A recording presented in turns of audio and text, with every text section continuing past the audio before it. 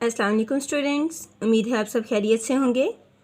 آج ہم تدریسی کتاب کے سبق نمبر 5 نظم ہم ایک ہیں کے مشقی سوالات کریں گے۔ ہم نے سوال نمبر 1 تا 8 کر لیے، آج ہم باقی سوالات کریں گے۔ سوال نمبر 9، ایسا مصرع جو نظم کے ہر بند کے آخر پر دہرایا جائے اسے ٹیپ کا مصرع کہتے ہیں۔ اس نظم میں کون سا مصرع ٹیپ کا ہے؟ ٹیپ کا مصرع یعنی ایسا مصرع جو کہ بار بار دہرایا جائے یا بار بار ذکر کیا جائے، ٹیپ کا مصرع کہلاتا ہے۔ اب اس نظم میں ہم نے ایسا مصرع دیکھنا ہے جس کا ذکر ہر بند کے آخر میں کیا گیا ہے، یعنی جو کہ ہر بند کے آخر پر لکھا گیا ہے یا دہرایا گیا ہے۔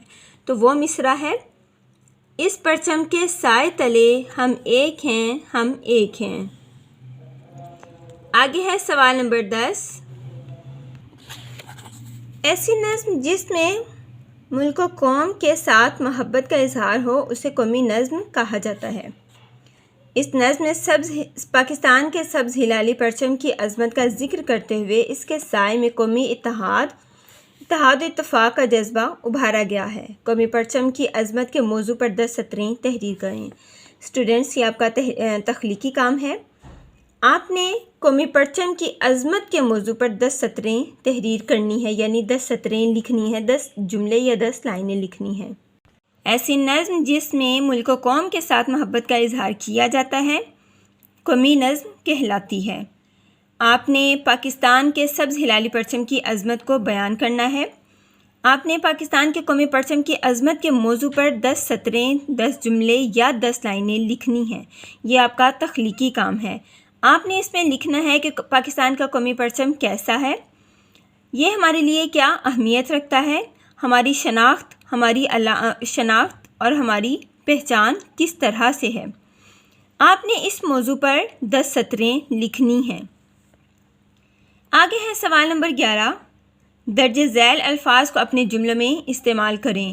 اب ہمیں آگے الفاظ دیے گئے ہیں، ہم نے ان کو اپنے جملوں میں استعمال کرنا ہے، یعنی اپنے ان الفاظ کے جملے بنانے ہیں۔ یہ الفاظ ہیں اور یہ ہے ان کا جملوں میں استعمال۔ پہلا لفظ ہے دھارے۔ جملہ، سب دریاؤں کے دھارے سمندر میں جا گرتے ہیں۔ باغ رنگا رنگ پھولوں سے سجا ہوا ہے۔ شبنم، پھولوں پر شبنم کے قطرے تھے۔ آن، ہماری آن ہمارے وطن کے دم سے ہے۔ آگے ہے اسما کی تذکیر و تانیث۔ کسی شخص، جگہ یا چیز کا نام اسم کہلاتا ہے۔ جنس کے لحاظ سے اسم کی 2 قسمیں ہیں، مذکر اور مؤنث، یعنی جنس کے لحاظ سے اسم کی 2 قسمیں مذکر اور مؤنث ہیں۔ اس لیے جملہ بناتے وقت اس امر کا خیال رکھنا چاہیے کہ جو اسم مذکر ہوں ان کے ساتھ فعل بھی مذکر استعمال ہوگا، اور جو اسم مؤنث ہوں ان کا فعل بھی مؤنث ہوگا۔ جیسا کہ ہمیں آگے مثالیں دی گئی ہیں، میں نے اخبار پڑھا، ہم نے روٹی کھائی۔ پہلے جملے میں اخبار مذکر اسم ہے، اس لیے اس کا فعل بھی مذکر آیا، جبکہ دوسرے جملے میں روٹی مؤنث اسم ہے، اس لیے اس کا فعل بھی مؤنث آیا۔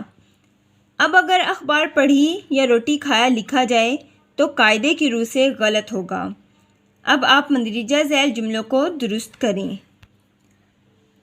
ہمیں یہ جملے دیے گئے ہیں، غلط جملے دیے گئے ہیں، اب ہم نے ان کی درستی کرنی ہے، یعنی ان کو درست کرنا ہے۔ یہ کس کی قلم ہے، یہ غلط جملہ ہے، اس کو درست کریں گے تو ہم لکھیں گے یہ کس کا قلم ہے۔ اسلم نے نئی قمیض پہنی، اسلم نے نیا قمیض پہنا۔ ہم نے ہاکی کھیلا، درست جملہ ہے ہم نے ہاکی کھیلی۔